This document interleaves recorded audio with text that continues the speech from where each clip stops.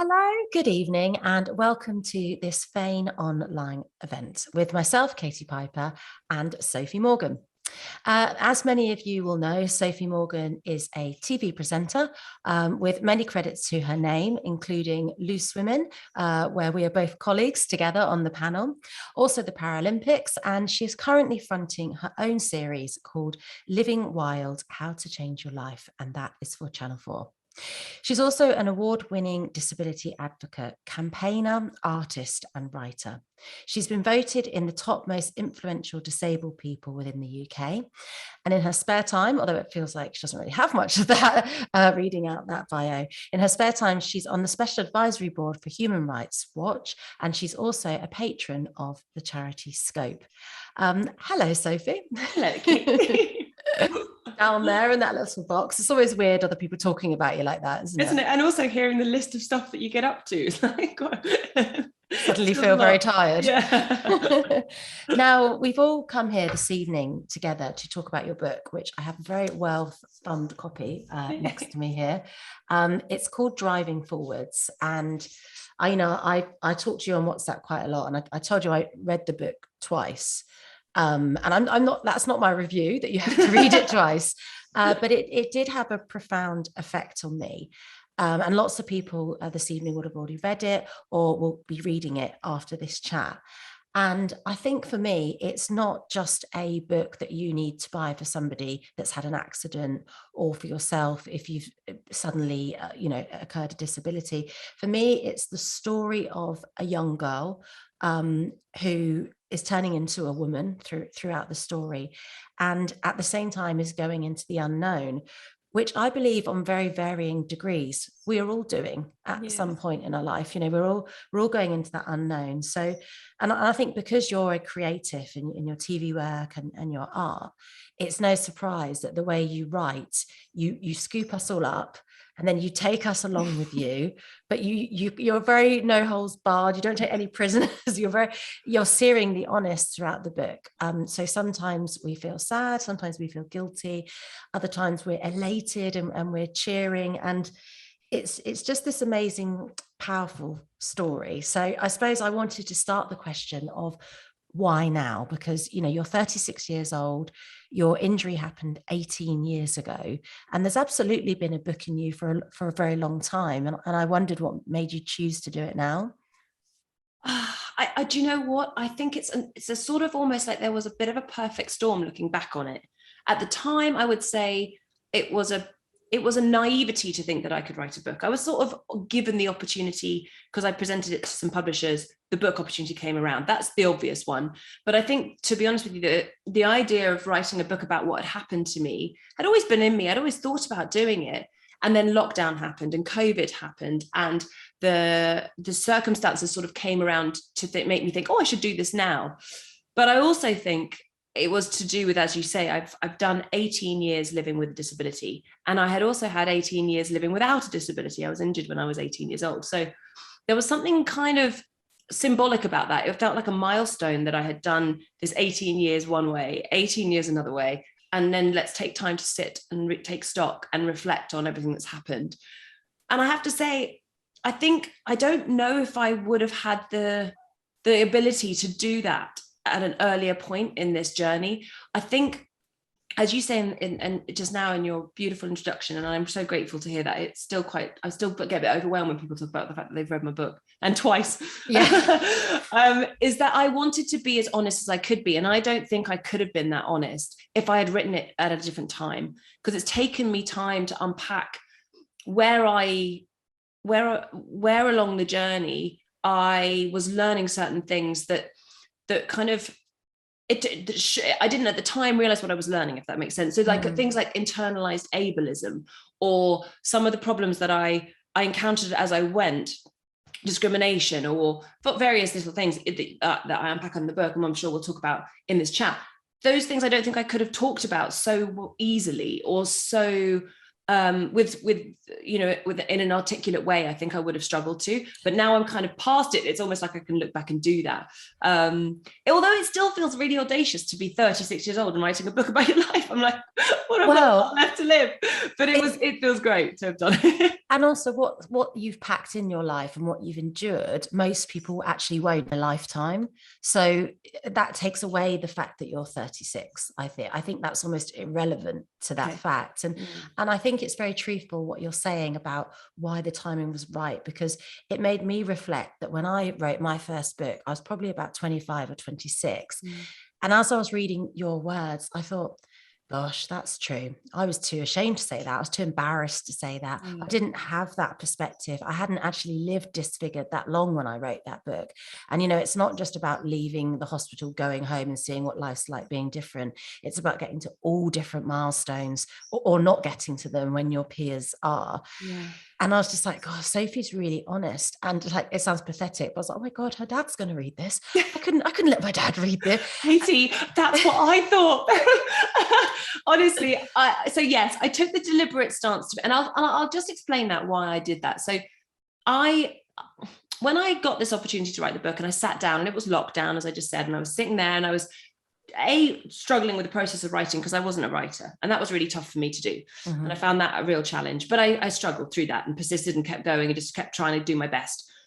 But there was something about being given this chance to write my story, and I thought the only thing I've really got in my life that I feel is something that I want to do justice is my story, is what happened to me. And like you, it has come to define a lot of who I am and the work I do, and it matters to me. And I thought, if I'm going to do it, if I'm going to write it, I'm going to be as honest as I possibly can. I felt that in you. Yeah. And I mean, don't get me wrong. I was flinching when I was writing it, thinking, can I say this? Can I? And then I thought, you know what? If I don't, I would be really disappointed with myself. And the fact is, all of the great writers and artists and thinkers and poets, whoever I admire, especially women, who put themselves and their story forward with brutal honesty, I think, well, why can't I do that? I admire them for it. I'm going to do it too. But trust me, the thought of my dad reading it, and even my mum, and even my friends, and some of my boyfriends, and some of my colleagues, and all of the people that come into your life, you think, oh, they're going to read this. But I'm trying to own it as much as I can and say, look, this is what the reality is of a spinal cord injury. And it isn't pretty, and it isn't for the faint-hearted. Yeah. And these are the consequences that you might not know. Because like I say in the book, I think one of the real problems with disability is the perceptions we have around it. And I came to my disability with this idea that, I didn't really know what paralysis was. I didn't really know what disability was. I didn't know what it was like to be a wheelchair user. And some of those perceptions were very damaging to myself. Yeah. And so I kind of thought, right, I need to go into this book and unpack all of the things I learned along the way, so that other people might be able to do that too and learn with me and realize what it's like to suddenly wake up in a completely different body. Well, that is what you give the reader, because you challenge our perceptions at different chapters. And I think when you read, you read for relaxation and pleasure, but you do read to improve yourself and learn more things. And I think, I thought, well, I understand disability. I work with lots of different people. I've met lots of people who were living with life-changing injuries.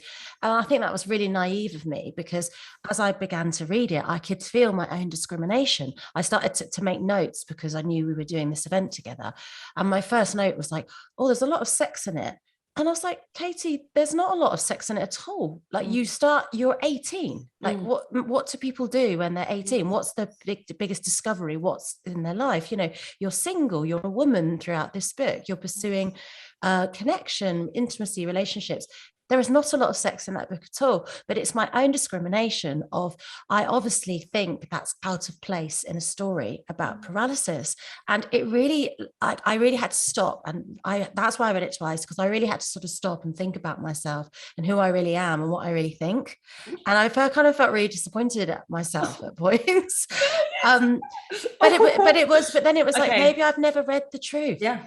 And okay, look, I'm really grateful you said that, because I was very cognizant of that going forward. I'm like, I'm writing a book about spinal injury, but I'm telling it from the story of the side of a young 18-year-old girl who was very wild, very promiscuous in her way, very excited about boys and life and adventure. I don't think it's promiscuous. I think that's very standard at that age. Do you know what I mean? I hope so. I think I assume so, and I would like to think that's right. So I thought, so I got injured. I had my disability at a very specific time in my life, and it has shaped the way I've gone on to live my life, because I was 18 years old and I hadn't figured out who the hell I was. I hadn't figured out what I was doing. All I knew was that these are the things that mattered to me. My identity was very formed around my ability to, I don't know, play sport or have a boyfriend or have fun or go a bit wild with my friends. Those were the things that formed me. Like most young people. Exactly. So when I wrote it, I thought, I need to just do justice to her. And I also think, it's going to, from the outset, you're going to get this flavor that the things that mattered to me then that I lost were around my sexuality and my ability to get boys, because that's all I really thought about. And then as you read the book, and if you stick with it, it becomes actually about changing people's perceptions of disability and about, all of the things that I then go on to learn. And actually men and sex and relationships become very peripheral to my agenda. That's just almost like, because also I'm growing as a woman. So I kind of stepped into a different body, into a different purpose. And so, I deliberately wanted to put sex in there because it's a huge part of what changes when you acquire a spinal injury. Yeah. And I wanted to talk about that honestly. But I also really wanted to try and take readers on this journey of, these are the things that can matter to you at a time, and how that will shape, the way you relate to what happens to you. And the trauma, when the trauma happens in your life, it's significant, isn't it? As you know. Yeah. There's a really beautiful part, and it's quite early on in the book, and you sort of speak about this, this before and after, and recognizing it. It's like a dissonance, you're recognizing it. And again, I think actually, for me, I strongly relate to it. And my relationship with this has changed throughout the years. I suppose I do view it as a bereavement. I do see myself as living two different lives, and one girl is not here anymore. Yeah. And, I do have fond memories of her, but she has definitely gone. Do you feel that? Yeah, 100%. And I don't know if that would happen anyway from 20s to 30s as you grow as a woman. I don't have that perspective, so I can't decide what it is. And like you, it's weird because I do still revel in some nostalgia and look back and be like, yes, so glad I was that person. I really don't regret absolutely anything. Which is a beautiful thing. And so I think, again, other people that haven't necessarily been sort of directly affected by disability will relate to this before and after. Because I think whether it's privately or publicly, we all have a before and after. For some women, it's being a mother. For others, it's divorce, career, whatever it is. Yeah. So for people that haven't read that part in the book, can you talk a little bit about that? I found myself, when I was writing the book, referring to my former self, my younger self, the one before my injury, as her. I kept sort of slipping accidentally into, what would she be wearing? Or what was she? And I'm like, whoa, it's me. But then I was like, and I realized as I wrote it, how much I felt this disconnection between her and me. And exactly as you say, of course, we all have former selves, younger selves that we can look back and go, gosh, either feel a bit despairing of that kid, or a bit embarrassed of, oh God, what's she wearing? Or, you can feel that there is this dissonance. And it could be, like you say, a transition from, say you lose a lot of weight, say you gain a new job, say you have a child, whatever the changes for you, whether they be good or bad changes. And I don't need to be too specific about what good and bad means, but you know what I mean, whether they're traumatic and painful, or whether they're deliberate and expected and great, whatever it is, you can recognize this before and after. But I think when it comes to physical changes in your body, certainly for me, I don't recognize myself when I see the walking, standing me. And I think that has led to me feeling a distance, a disconnection mentally from her as well. And I don't know about you, but because our circumstances were different in the sense that I did what I did to myself. I was driving my car. I was the victim of myself, you know, and I drove my car badly. I lost control of the car. I mean, I was sober and I was seatbelted, just for clarity's sake, but I was driving like an inexperienced driver. I was only a kid and I didn't really know what I was doing, and I lost control and I crashed my car and I broke my back. So I had this sort of, you know, what did she do to me feeling a lot like I did this to myself, but it was almost like she did it. And that's been complicated for me to get to terms with for quite a long time. It's not that I blamed her or was angry with her. It was more, I just felt this person that did this thing, I'm not her anymore. I'm someone who's going to be more responsible, and I'm going to learn how to have to live, you know, in a different way. And all of the things that I gained from the damage that was done came to define me. I've come to it's made me think differently about who I am. So I, again, feel that there's a gap, but it might be a maturity thing.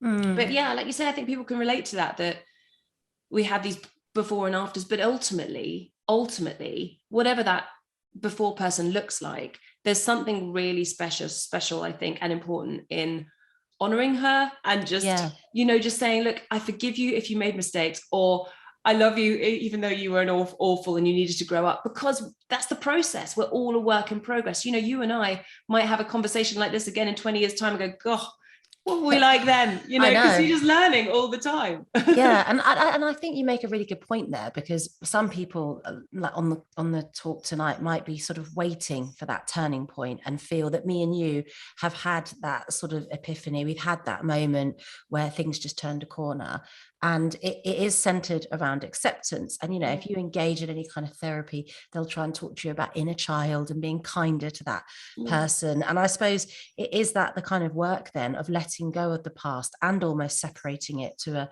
before and after, and being able to be a bit kinder and saying, well, I'm in the now, I'm in the present tense now, you know. Yeah, I always love that idea of being a growth-minded, you know, being growth-minded as opposed to sort of goal-orientated, like constantly wanting to learn and grow and keep moving, driving forwards, which is why the book's called Driving Forwards. I love this motion idea. And so I think, to your question about like, how do we, you know, what do we want to do for ourselves? I think there is a space of just forgiving our younger selves, or forgiving that person that might have led you down the wrong path, or I don't know, there's no point in holding on to those regrets. And you know, I could have been very bitter or angry with myself for a long time for what I did, but I realized there was no benefit to that. And I think now I reconcile in the book this idea that actually, if she was to walk into this room and meet me, I think we'd get on great, and she'd probably like me, you know what I mean? So it was like, let's just park those pointless and damaging and quite harmful ideas that the person in the past, oh, I wish I had done differently, because you can't control that. It doesn't serve you. It doesn't help you. And it's just baggage, when on top of you already got, you know, there's other baggage to deal with. It's like that, it doesn't serve. I think the best thing you can do is just focus on like how you are in this moment, what you've learned. And you and I have spoken about this, and I just love the idea that to hold on to this attitude that what we've gained from the things that have happened to us is what we would never want to have taken away. Yes. And so it's like holding on to that, like regardless, yes, of course, you know, people will struggle when you and I will say we wouldn't change anything that happened to us, because people are like, of course you would. You're like, no, because the things that we've gained in our lives, whether that's a greater perspective or stronger relationships or a more authentic version of our, you know, of our relationship with ourselves, or whatever it is we've gained, that's what we wouldn't change, you know. So that idea, I think, of forgiving your little inner child, because she's going to lead you, like my version led me to where I am now, and I'm super grateful for where I am. I mean, it's brilliant advice, and that I think it's American. It's called the eraser test. So it's a little exercise you can do. So if you've got a problem that and you're living in the past tense of, I regret X, Y, Z, I wish this wasn't me, I wish I didn't look like this, or I wish so-and-so hadn't passed away, you write that thing down, then you write all the other things that have come with it. So that will be the other people you've met, whether it's medical professionals that have come in your life, friendship, you know, opportunity, character building traits that you've brought out of yourself. And then you have to accept that if you get rid of the problem, all the other things off the list will disappear and won't return. And you have to decide if you're okay with that exchange. I love that. I'd lose everything I've got. I'm exactly the same. I don't know. Like, I really wanted to answer this question. And the final chapter of the book was a bit of a therapy exercise. I spent a day, and it formulates the last chapter. So I won't say too much because I'd love people to read it if they haven't. But I deliberately asked myself, okay, what would I do for a day if I wasn't paralyzed, if I didn't use a wheelchair, if I wasn't in this body? And it was a very cathartic experience, and I do go into what all the little, I think it's more physical things that I would do that I miss, things like running around with my dad or walking down the street with my mum or whatever it was. They're actually quite small things I'd try and have take back. But what I did conclude towards the end is actually, like you say, in this test of like, what would you give back? I wouldn't want to change it, because ultimately you come out at the end thinking, no, I'm good, I've got this, and I've gained so much. So it's exciting. And I think just taking stock and recognizing or trying to remind, it's like a gratitude thing, isn't it? Just trying to remind yourself, what have you got, not what have you not got. Just constantly trying to go, what have I got? What have I gained? Where am I at? As opposed to, what don't I have? What can't I do? Because honestly, I think if I that would be the biggest disability ever, actually, is being constantly wishing you were somebody else. And I remember quite early on after my injury, seeing my friends dancing. I remember I was only 19, and I remember seeing my girls raving, dancing. And I was sat there, I was involved, but I couldn't move as much as I wanted to. And I remember feeling really like, if I'm going to spend my time watching them, wishing I was them, I'm not going to enjoy this and the fact that I'm still here. Yeah. So I got to reframe it. It took discipline, but I'm glad I did, because I think that's toxic. And I think that's what you remind us of in the book, is you remind us at all points that gratitude is there for the taking. If we want to change the way we view our opportunities, our life, our situation, you remind us at any point we can become the steerer of our own ship and change the way we look at life, whoever we are. And I think that's really powerful throughout the message, that narrative of mindset. And then you show us that and how you do it yourself throughout the book. Another thing you do is you let us into your family, and you talk about those dynamics. I know your mum came on Loose Women recently, and she's a big character in the book. And you get this idea that you're very like British and you're very strong as a family. Your mum even says, we don't do depression. And you sort of think, wow, part of that's amazing, and another part of that could be very difficult for you, who's going through this life-changing trauma. And I suppose it led me to start sort of pondering and thinking about this age-old debate around nature and nurture. Like, was Sophie born like this? Was it her childhood? And then it took me to this thing of the word brave, which actually can be quite insulting when that's your only choice. And actually, is brave a bit of a redundant word, because nobody chooses to be brave, I don't believe. It's when there's like two options, sink or swim.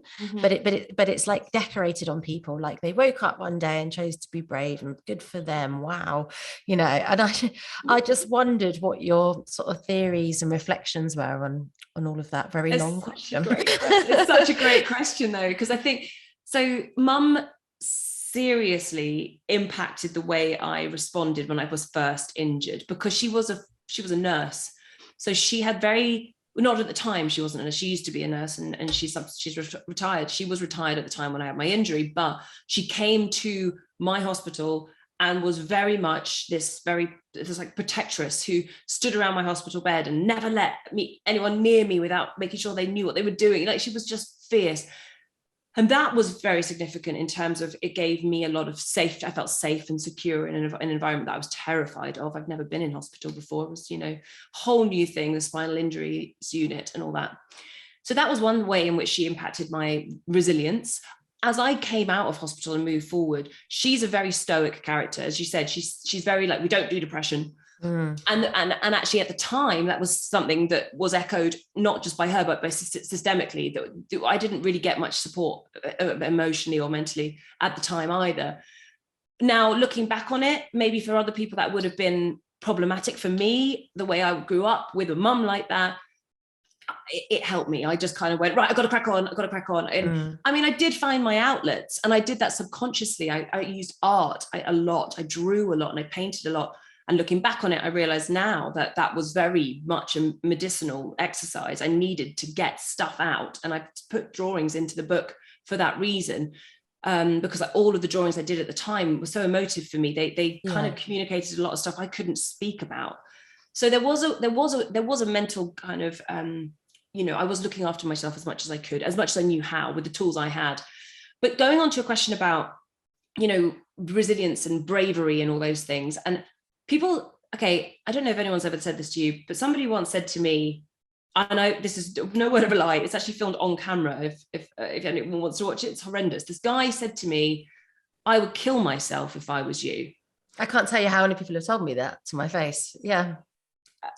Okay. Oh God. Yeah. Okay. So now, firstly, it's shocking, isn't it? It's like, did you just say that out loud? I mean, they say it's a compliment.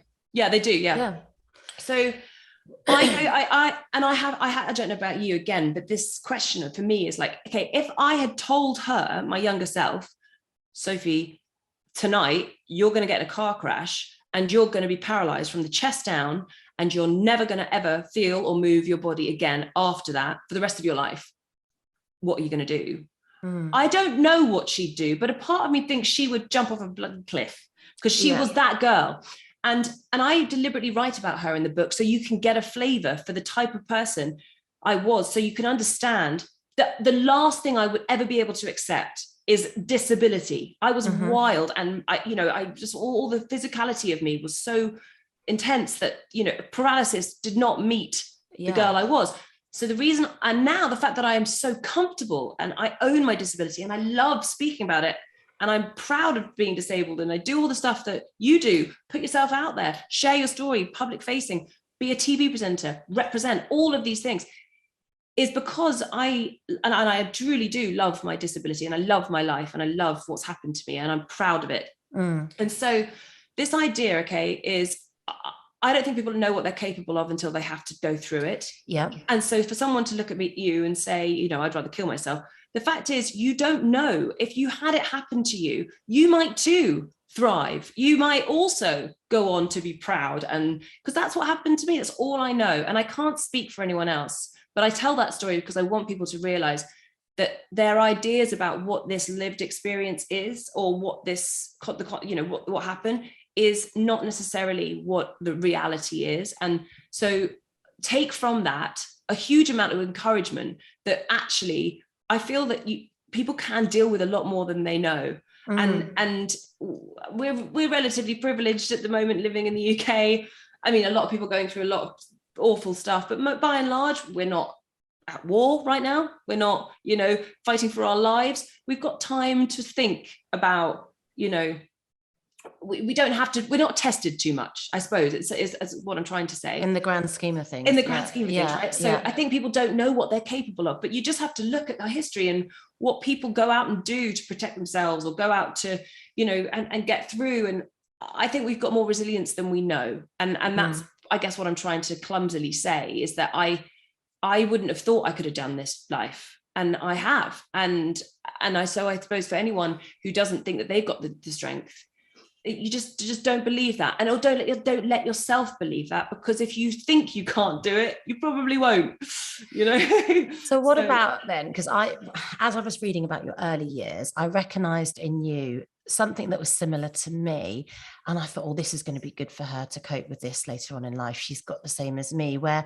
you're not just okay with change, you seek change. Like you go out there, you're like, so when I meet people that aren't coping, like mainly through my charity, I meet other burn survivors, the ones that find it incredibly difficult, which is totally normal at the start, of course, the first few years of adjusting and changing identity. The ones that I find it hard to cope are the rigid people who are not malleable. They cannot adapt. Because I do think surviving and coping is about how much can you adapt, you know. And I hate the expression dig deep, but there is this sense of going within and beyond.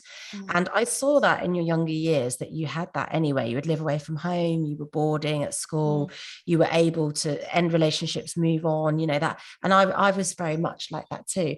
And that can sometimes, you could be criticized for that when you're younger. And I'm really glad that I was like that. Yes. So I just wondered what your thoughts are on your before determining how your after is going to be, and if that contributed, because I was a bit of a nightmare before, but thank God, you know, and I really feel like that. So yeah, I mean, that's I love that you say that. I think that idea of what a nightmare girl is as well is really interesting, isn't it? But I think, like you, I pushed back. I was quite defiant. I was quite difficult. All of those things that a young girl, you know, probably shouldn't be. I was mouthy. I was difficult. I was trouble. I was always fighting, you know, not physically, but just pushing back.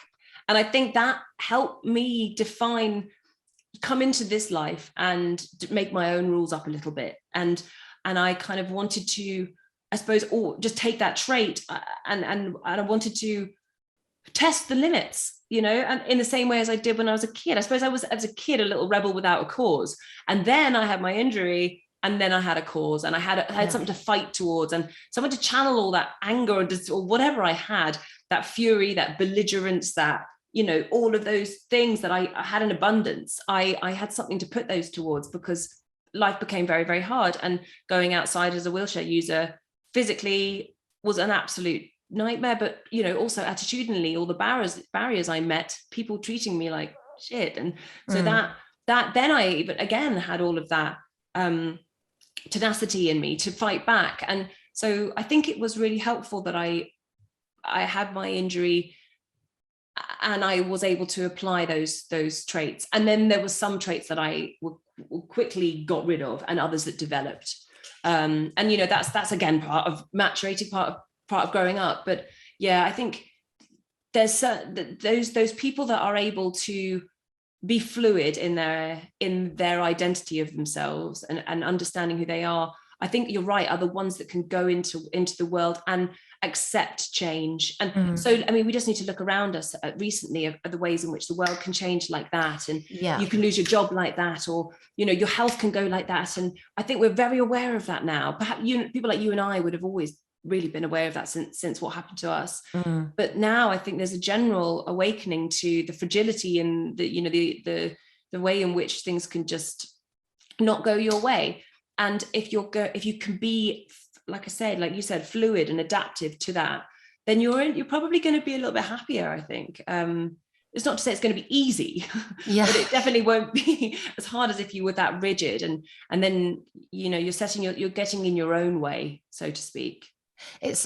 I'm not, this makes me sound really horrible, and I'm not saying I took prolonged joy in this, but there was definitely a point for me in lockdown, the beginning, when people were like, you know, friends, people I know are like, everything's changed overnight and we can't do this, we can't. Welcome to. And I was like, I know, like, it's fine, I've done it before. And I, you know, not saying I like revel in people's absolute like sadness. No, but it's, you know what it is, Katie, it's that check your privilege. It's, I mean, we do it, and you could apply that obviously in every area, but I think at times, you know, when people started complaining about having their mobility removed from them, having their freedom of choice removed from them, having things not go their way, and, you know, the more privileged amongst us complaining about not having the things that they needed when they wanted them and all that stuff, you're like, yep. I said it to my friend was like, I haven't been out for 6 weeks because I didn't go out for a year.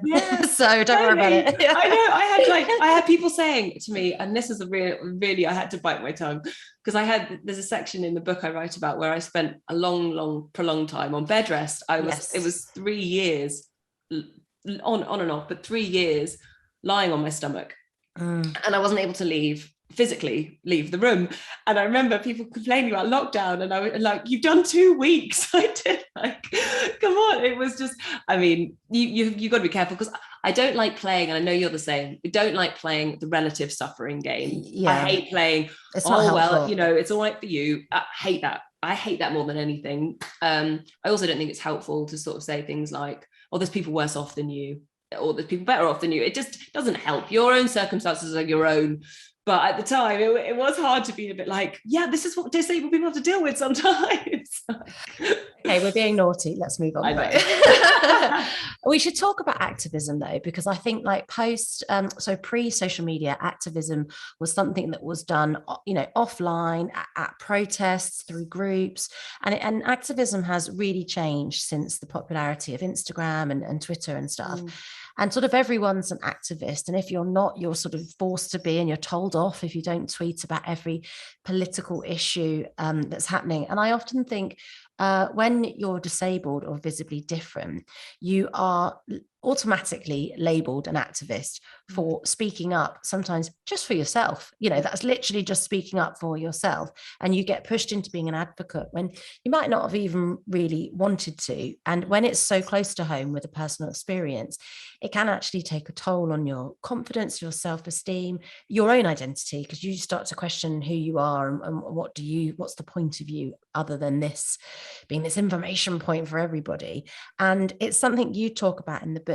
You know, there's a lot of passion in you, and I think I respected you before the book, but I really respect you hearing what you did going into schools. You know, you're talking about road safety in schools in the book, but then my respect just got even greater because you subconsciously talk about boundaries. And I think, you know, as a disabled person and as women, we're often praised for qualities of politeness and niceness and pleasing others, and you know, being selfless is a badge of honor for women, not for men. They don't even talk about that with men. So it's actually quite hard. Like, you're disabled, you must be really nice, and you're coming into schools and you're talking to everyone, and you were able to say, actually, I've done some really great stuff here, I've saved lives, and I now need to call time on this work because it's not good for me. So I'd love to hear your thoughts around activism and being sort of self-labeled and how to opt out, but also around boundaries. And, you know, for anyone listening now who may struggle with boundaries and setting them and worrying about that label of not being seen as a nice person, and what does that mean anyway? Yeah, gosh, it's hard, isn't it? So the activist advocate role label, wow, doesn't that just come with the territory? Like you said, like I remember it was the first time I encountered this experience of discrimination was when not long after I left hospital, and I was trying to get to art school, and I was told I couldn't go because it wasn't accessible. And it hit me like a ton of bricks. I had never encountered that kind of, you know, discrimination. Why would I have? I was a privileged young white woman.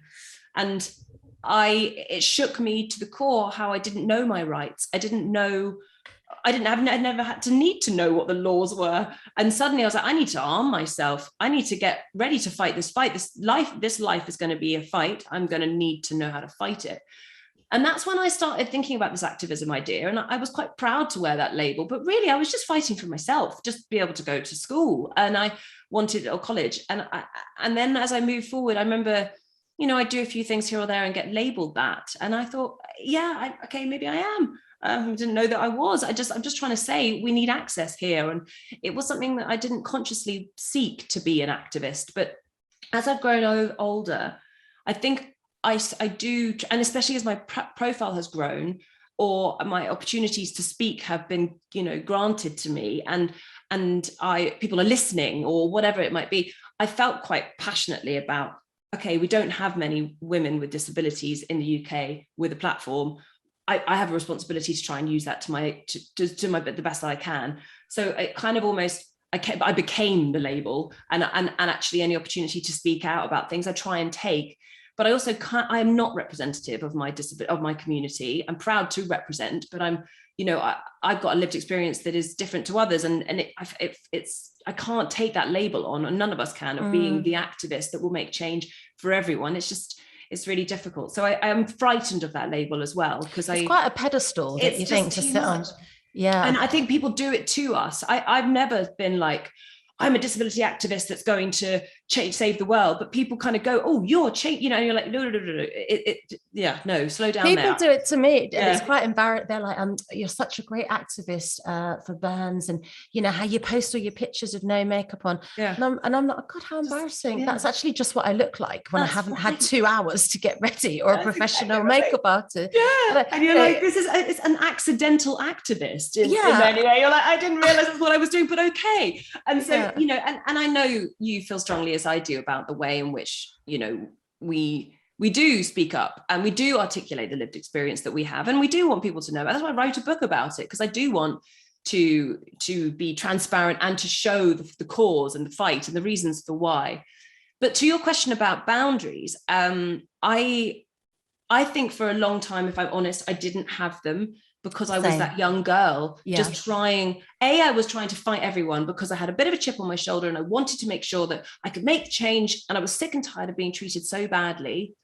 And so I had that kind of drive. I think also I was young and hungry for everything. I wanted opportunity, so I say yes to everything. And I think also there was this place of like, I wanted to you know, some of the causes that I was fighting for, I think, were to do with a bit of repentance and sort of feeling like I needed to have some sort of penance for the trouble that I caused, and I wanted to go back. There was lots going on for why I did the work that I did, and I'm glad I have. But yeah, when, as you say, when I decided actually this isn't serving me, there was lots of layers and reasons for why it wasn't serving me, but also it was the first time I'd ever really learned how to say no, and that actually wasn't just in my work. I started to say no in terms of my social life or my relationships. And it came around at the time that the Paralympics happened in 2012, which was about 10 years after my injury. So I was nearing my 30s.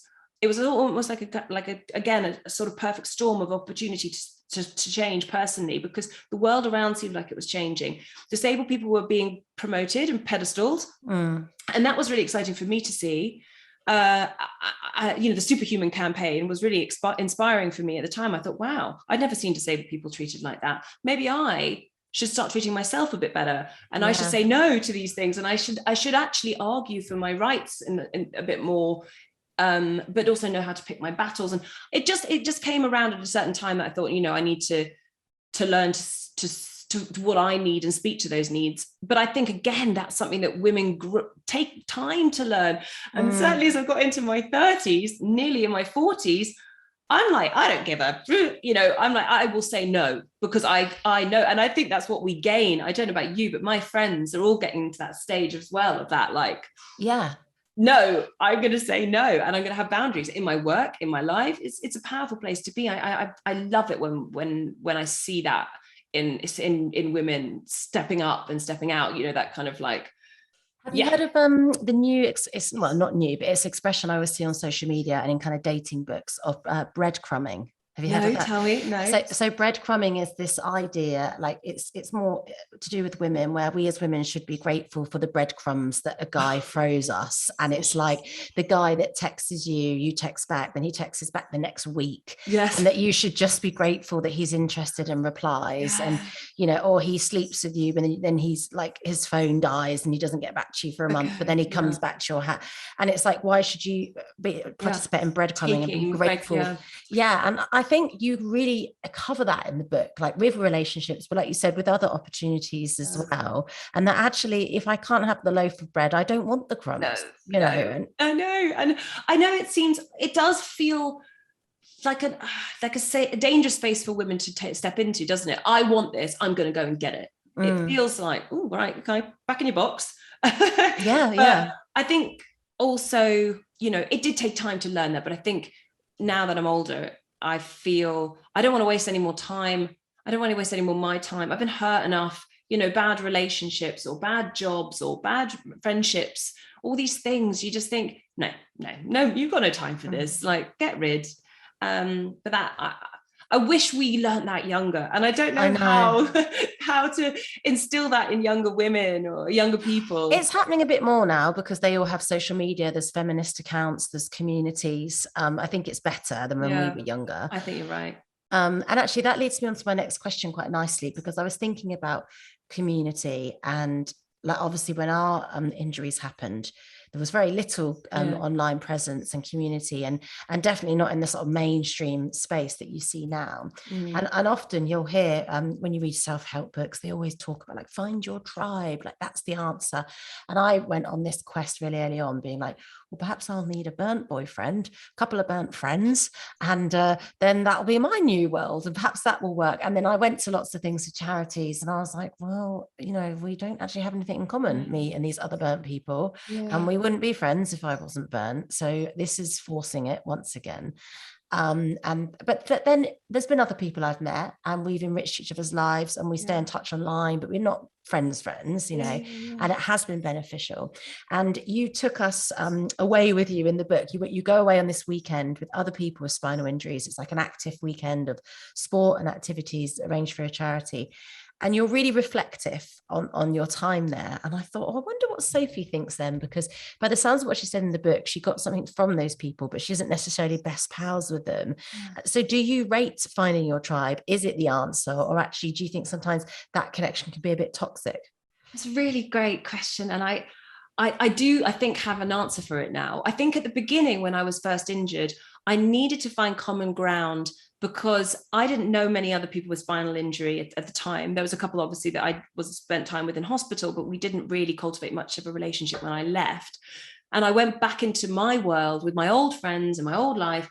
And I found myself often, you know, just thinking quite unhelpful thoughts about, like I said earlier, kind of comparing myself to them and being a bit jealous, or being a bit like, oh, why didn't this happen to them? And that was an awful thought. Or why me? Those sorts of pitying thoughts that were not very constructive. And I knew I didn't want to leave my friends behind and have to go and find a whole new bunch of friends who were the same as me. But I thought I needed to share some of this life with someone else.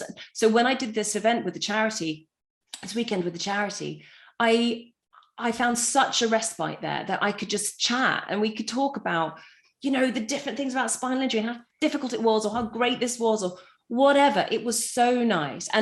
But I did come away not feeling right, I want to hang out with them all the time, because we didn't really have that much in common. We were friends enough, but like you said, the commonality was our disabilities, and I didn't at the time really want that. I wanted friends that were into the same music as me, or the same, I don't know, adventures as me, or whatever. So that's what I needed. So I think it helped. But now I would say find your tribe. And what that tribe looks like for me is definitely women who, or men, but primarily women who have, just like you, gone through something. And I know I can talk to you, I can say to you, and you get it, and you teach me things in return that I don't think that I need. And I've got to a point where that learning and growing from my friendships really matters to me. And so I do feel finding a tribe, whatever that looks like, is so important. I mean, my friends are my sisters, and that's that I can't live without them. I can't almost make decisions without them. But, you know, I only got a couple who have got a spinal cord injury. You know, it's not the thing that I need out of my tribe. And actually, when you make friends in life, you don't select people on their appearance or their abilities. You know, you develop friendships organically and naturally. And I think, like, say for me, what I've managed to do in the last, like, I think since lockdown, is I've really curated like my Instagram feed. So I recognize, it's healthy, isn't it? Like, I've recognized I need to see all kinds of bodies, faces, some good recipes, some good memes, like, but I don't need to see people that bring out the toxic side of me. And that is about me. It's about me feeling jealous and me making comparison. And I always told myself, oh, I need to see what those people are doing. I need to keep an eye on it. And I'm like, I don't, it's really bad. Isn't it? I know. So you can still get those kind of things. It doesn't have to be in-person friendship with people that exactly have your situation. You know, I think you can widen the net a bit. I think, and it's important to, and as you say, actually, the way in which you curate your feed, which is so important for your mental health, I've come to sort of think I want to curate my friends. That sounds a bit contrived, but I need certain people to teach me certain things. I want friends from different backgrounds and different religions or different countries or whatever. I really want to have a richness around me, because how else do you grow? I mean, we're really privileged in the work that we do to meet people all the time. I mean, I'm no 2 days the same. I get introduced to so many fantastic, fascinating people all the time, and I live for it. I just live for it, you know. And it's such a privilege to be able to have those conversations. And I don't know about you, but my disability often enables me to have quite deep and meaningful conversations with people quite quickly, because there's this sort of whatever this exactly. And I'm really grateful for that it can be this like leveler that, you know, I don't know if I would have had if I didn't have a disability, a way to relate and empathize with other people and be able to share and grow, even though our stories could be completely different. I really like that. I think in the book as well, like we do get a real sense of I was going to say who you were and who you are, but no, it is who you are. And a lot of it is like your sense of humor is throughout the book. And that's the thing. That's why I said at the start, it's not a book you have to buy for someone that had an accident. Like, yes, it will be beneficial for them, but it's also like quite a funny book. Where like if you're reading it around other people, they're like, what are you laughing at? And you're like, oh, nothing. And like, and there are these really painful moments, of course, but it's a good mixture. Like you're searingly honest. There's joy, there's triumph. And you start to feel like you're your friend as you read it. And like there's this moment where you talk about this spinal injury sort of Bible they give you, this folder. I think you even call it the Book of Doom. Manual of Doom. Manual of Doom, that was it. And I just start imagining it. It's like I imagine this big NHS clunky laminated terrible diagrams thing, right? Yes. And then you reference it a few times in the book, and then there's this moment where you talk about you bin it, and I'm like, oh God, here she goes, she's off. What's going to happen now? And then I start feeling really like full of dread. She's binned the manual. I hope they've got another one. But then as the reader, you're like, oh no, this is the turning point for Sophie, because she's a human. She doesn't need a manual. You know, none of us do. Yeah. And like, I don't know, in this society, we're sold so many products and so many things that we're told will make us happy and complete us, and we need. And like, Sophie doesn't need that, because she's just going to trust her gut and go with it, even if that's sometimes difficult, you know? Yeah. I mean, liberating, I think. It was a moment. It's right at the end when I'm just about to leave the hospital. And I was like, I'd had this manual and I've been following it to the letter, because that's what I was told I need to do so that I could learn about spinal injury. But there was a real sense of me of like, and there is a lot to learn about spinal injury, or the medical stuff and all the things you need to think about. And I deliberately put that into the book to unpack some of the ideas around what my disability is like. But yeah, I just got this idea that I wanted to write my own book for myself. I wanted to write my own manual. I wanted to write my own guide for my own life, for me, and like work out what I wanted. And like you say, you don't get a Bible, you don't get a manual for life. There isn't anyone to tell you what to do. And sometimes that might feel nice to have that, but really, also, I was 18 years old. I wanted to go out and figure out what was next. Regardless of whether I was disabled or not. I still had that drive to be like, right, who am I? What am I going to do? And even now, Katie, like now I've written the book, and I'm starting what I keep thinking of as like my next chapter, because like I said, I've had 18 years one way, 18 years another way. And I've written this book, which almost feels like, right, closure on this side of my life, right? Now I'm stepping forward. And what's next? I don't know, but it's again, the same feeling of like, okay, there's a lot of potential in life. What am I going to do? Where am I going to go? What do I want to lean into? What do I want to let go of? And that, like, kind of writing for yourself, your rules. And I love the idea of redefining yourself and taking stock and going, right, okay, what are my rules now? What am I not going to put up with? What am I not going to do?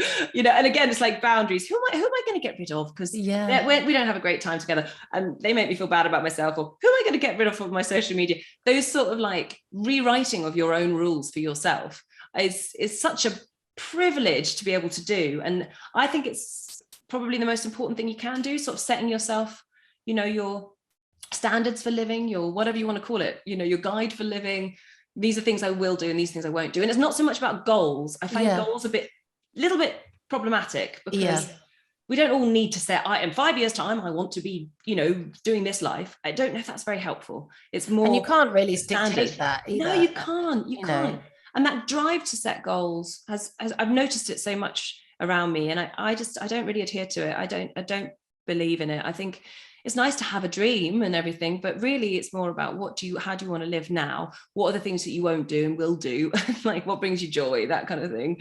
And stick to that. Yeah, I did wonder and kind of hope that you might say you would write another book, Oh yeah. because yeah, because not even necessarily another autobiography. I mean, it would be interesting to read another autobiography in your next sort of chapter, your next decade. But I was like, it'd be really interesting to read fiction by you, because you've really experienced so much in life, and you've met so many characters, and you've played so many roles in just these 36 years. It's like, God, you'd be a brilliant fiction writer. It'd be like really exciting and wild and like, yeah, I just think that Do you know what, Katie? The way things are going, I'm never going to say never. Everything's this. It's almost like when I look back on it and I think of all the things that have happened, you know, how, and that was one of the joys of writing. And I would encourage anyone who's at a point in their lives where they're not sure where they're at, just take a stock for a minute and just write down some of the things that you've done. It can be really like when you read out my biography, when anyone ever introduces me with a biography, like I'm like, wow, okay, I've done that. You know, it's a really lovely thing to do, to just take stock what you've done. And then when you write, when you read it back to yourself, you're like, wow, this is my life. This is what I've done. And looking forward, you then think, gosh, anything could happen. I could be, like you said, I could be a fiction writer. I could write a film. I could, like, who knows, you know, and just I don't know about whether it's a healthy or an unhealthy thing, but I often found myself thinking, I'm just going to do everything I can. Yeah, no, well, I'm the same. Yeah. And, you know, me and you often talk about our careers. You know, we're both freelance, we both work in telly, and you know, that can be really a real privilege, really exciting, really rewarding. But for anyone who's self-employed, it can also be unknown, it can be scary, it can be a bit draining. I wondered how you feel of all the work that you're doing on television. Like, how do you feel about sort of mainstream representation, and how, you know, some of the positive changes we're seeing, are they positive? Like, what's your sort of general senses around it? It's a hard one, isn't it? And yeah, it's definitely something you and I have unpacked, and I think we'll continue to.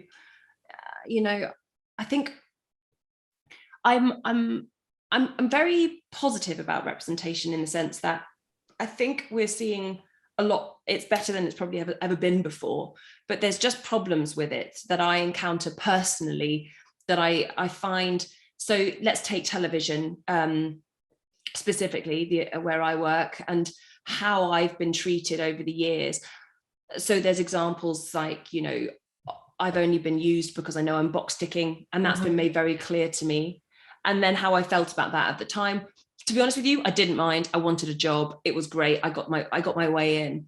Now, if I get a sense of that, I get really offended, because it's an icky feeling. It's a dirty feeling. And I would have hoped that I got to a point where I've either proved my worth or I don't want to be in the room. Yeah. And that's my choice. And if I get the sense of, oh, you know, and it's not that long ago that somebody even did hint at that to me, not hinted it, they explicitly said, oh, don't worry, you're always going to have a job. We're always going to need wheelchairs on TV.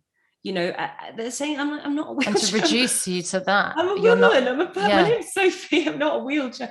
And that still exists, right? And so those things, but it's a visible game, and in television, and I understand the way in which the game has to work. The problem, I think, is if we don't see accurate representation, it's more harmful than good. And, you know, often I look at the way in which disability, especially visible disabilities, are portrayed on television, and it leaves me not feeling very good. And I know that I'm not alone in that. There's a lot of stats to back up the fact that it's not great. And there's a lot of, you know, anecdotes out there from people who work on and off screen to say the industry needs to get its shit together. So without going too deep into all of those problems, I think just from my experience now where I'm at, I'm excited, because I feel personally I've stepped into a space where I'm not always having to talk about my disability unless I want to. It's sort of incidental, and that feels like a badge of honor, because I'm not hiding it, but it's not all I am. It's just the way it is. So the show that I'm doing at the moment, which is technically a travel series, and I'm traveling all over the country, meeting amazing people who've changed their lives, and it will come out later in the summer. The first series was filmed last year. My disability is constantly referred to, but really just in the terms of not constantly referred to. It's always there. It's not hidden. I'm doing things, you know, if I need to get carried by my support worker, we don't do that off camera, we do that on camera. Mm-hmm. You know, if I need to use my chair and I'm struggling and someone needs to help me, again, we don't cut away from that. We keep those things on screen. And those things that make me proud. And I want to see that in mainstream representation of disabled people, you know, that kind of honesty. But yeah, at the end of the day, we need more people of color with disabilities on screen. We need more people of, you know, there's so much more that needs to be done. You're so right, and this is why I really value, you know, your friendship and being able to talk so honestly with you about it, because I used to feel like I was the only person that faced these obstacles in meetings. And I think what's funny is it's often the people making the decisions on behalf of what they think people like the public want to watch, and they're wrong. And then when you do projects and it's received really, really well on social media by the public and what the public want to see, and they like seeing normal life on telly, they like seeing representation, they like not feeling like they have to be perfect too, even if they don't have a disability. But sometimes some people in production feel like the public need things more dumbed down, or you know. So like, I had a meeting not long ago about presenting a series, right? And in telly, I mean, you'll know this, but other people might not, that they'll present you with a sort of taster tape of how they see it going. And this will be old archives of you they've put around new stuff and sort of ideas, just to give you a sort of 2-minute flavor. And this 2-minute flavor tape started with the CCTV footage taken from the street when I was attacked. And it actually shows the man throwing a vat of acid in my face, over voiceover being like, Katie Piper, burn survivors presenting this program. And I was just like, oh my God, where did you get that footage? The Met own that footage, like the council in London own that footage. Why, that was at my court case. Why have you put that footage in a sizzle? Oh, well, the audience, they need to know who you are and what happened to you, otherwise they won't.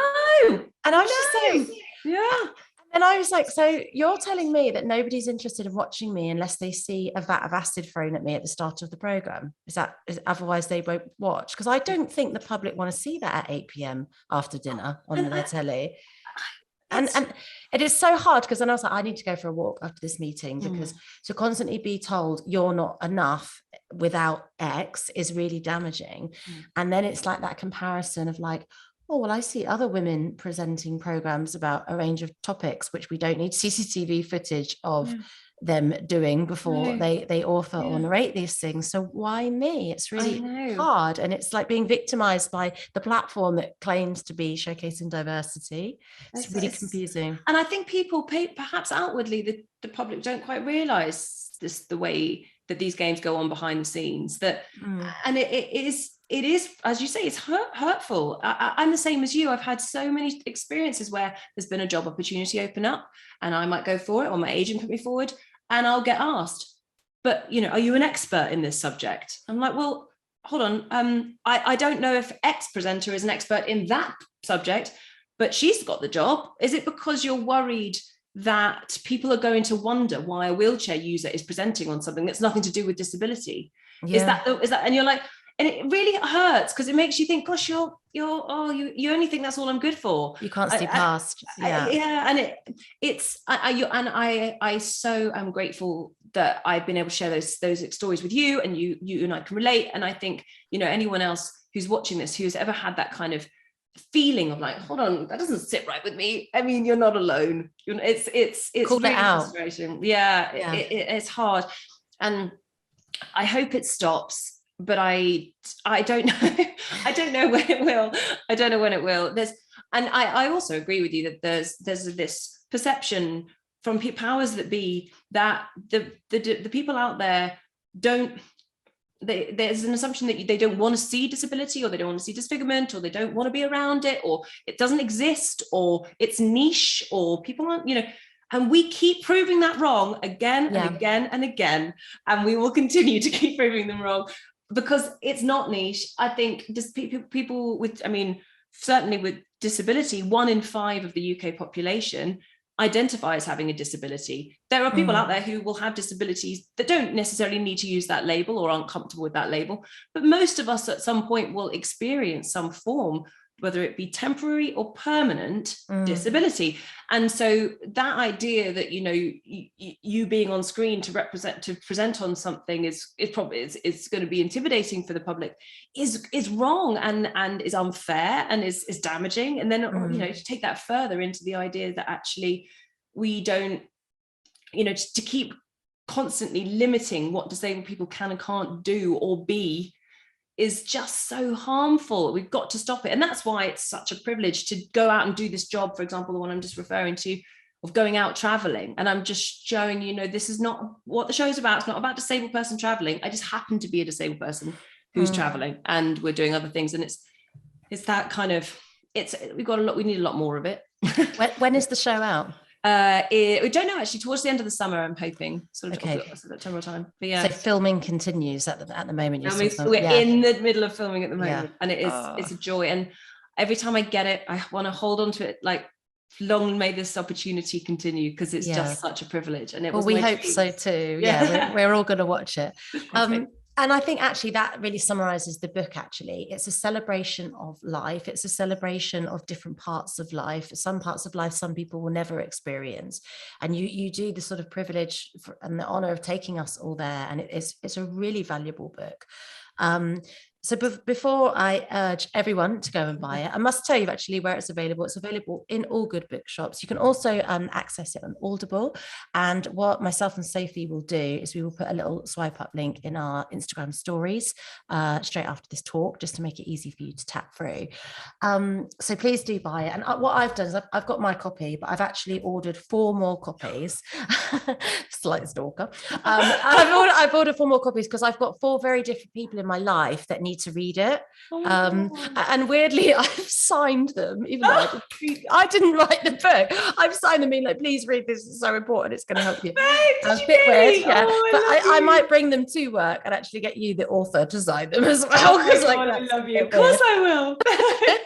But I wanted to try and end and close with something, because you're so great with words, you know, the way you speak on telly, the way you write. And I wondered if you had any advice for other people who are maybe grieving a life. You know, like everyone at some point in their life thinks that life is linear, and everyone's obsessed, not really with like the destination, but how we get there. And that's what throws people off, you know, and ultimately me and you know that really how we get there doesn't really determine the outcome. So do you have any advice for somebody who's sort of stuck in what they thought things should have been?